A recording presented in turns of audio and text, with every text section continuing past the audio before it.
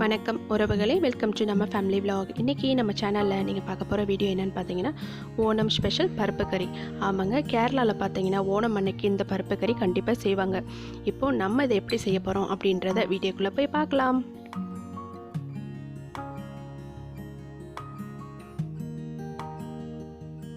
இப்போது பருப்பு கறி செய்கிறதுக்கு பார்த்தீங்கன்னா 1/2 கிலோ பாசி பருப்பு எடுத்திருக்கேங்க, 15 சின்ன வெங்காயம், 15 வெள்ளைப்பூடு, கொஞ்சமாக கருவேப்பிலை எடுத்திருக்கேங்க.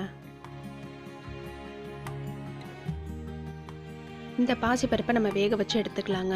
இப்போ பார்த்தீங்கன்னா பாசிப்பருப்பை கழுவி குக்கரில் போட்டேங்க. அப்புறம் வெள்ளைப்பொடி, வெங்காயம், கருவேப்பிலை, கொஞ்சமாக பெருங்காய பொடி, இதை எல்லாமே பார்த்தீங்கன்னா நான் வேக வச்சு எடுத்து வச்சுக்கிறேங்க. வேக வைக்கும்போது பார்த்தீங்கன்னா குழைய விடாமல் வேக வச்சு எடுத்து வச்சுக்கோங்க. இப்போது கொஞ்சமாக தண்ணி ஊற்றிக்கிறேங்க, அதாவது பருப்பு வேகிறதுக்காக நான் தண்ணி ஊற்றிக்கிறேங்க. இப்போது பருப்பு வெந்துருச்சுங்க. பருப்பு வெந்ததுக்கப்புறம் பார்த்தீங்கன்னா வேறு பாத்திரத்தில் பருப்பு மாற்றிக்கிட்டேங்க. இப்போது இந்த பருப்பு கறி கூட பார்த்தீங்கன்னா தேங்காவும் ஜீரகமும் அரைச்சி ஊற்ற போகிறேங்க. இந்த தேங்காவும் ஜீரகமும் தாங்க இந்த பருப்பு கறிக்கு ரொம்ப வாசமாக இருக்கும், ரொம்பவும் டேஸ்ட் கொடுக்குங்க.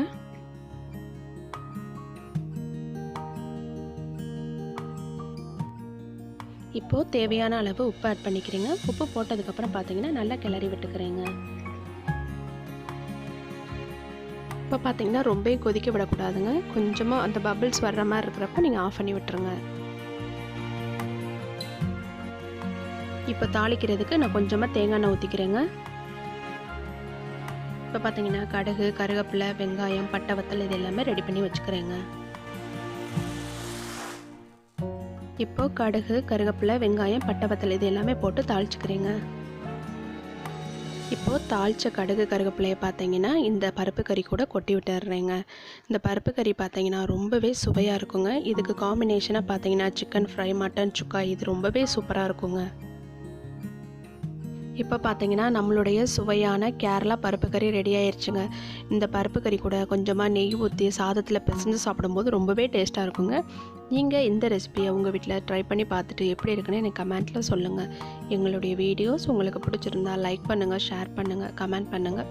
மறக்காமல் எங்கள் சேனலை சப்ஸ்கிரைப் பண்ணுங்கள். அப்படியே பக்கத்தில் இருக்க பெல் பட்டனை கிளிக் பண்ணுங்கள். தேங்க்ஸ் ஃபார் வாட்சிங்.